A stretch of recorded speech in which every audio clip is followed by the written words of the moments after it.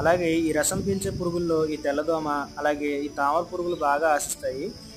ఇవి ఆకులు కింద భాగాన రసం పీల్చడం వల్ల ఆకులు వంకరలు తిరగడం, ముడుచుకుపోవడం లాంటివి జరుగుతాయి.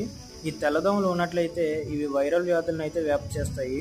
అలాగే ఈ తామర పురుగులు ఆశిస్తే ఆకుల అంచులు ఇలా ఎర్రగా మారిపోతాయి. వీటిని నివారించడానికి వేప నూనె 5 ml లీటర్ నీటికి కానీ, ఇమిడాక్లోప్రిడ్ 0.3 ml లీటర్ నీటికి కానీ, ట్రయోజెఫాస్ 2.5 ml లీటర్ నీటికి కానీ కలిపి పిచికారీ చేసుకోవాలి. ఒక ముఖ్య గమనిక ఏంటంటే ఈ మందులు స్ప్రే చేసిన వెంటనే అయితే కాయల్ని కోయకూడదు. బెండకాయ మీద మనం గమనిస్తే ఆ హెయిర్ ఏదైతే ఉందో దీనివల్ల ఆ కెమికల్స్ మనం ఏవైతే స్ప్రే చేస్తామో అవి అక్కడే ఎక్కువగా అక్యుములేట్ అవుతాయి. కాబట్టి కొన్నవాళ్ళు కూడా వీటిని వేడి నీళ్ళలో కడిగి శుభ్రం చేశాక వండుకోవడం మంచిది. సో ఈ వీడియో బెండ సాగు చేస్తున్న వాళ్ళకి షేర్ చేయండి. అలాగే రైతులు ఎవరైతే ఈ వీడియో చూస్తున్నారో ఇంకా ఎలాంటి సందేహాలు ఉన్నా ఈ కామెంట్ బాక్స్లో కామెంట్ చేయండి.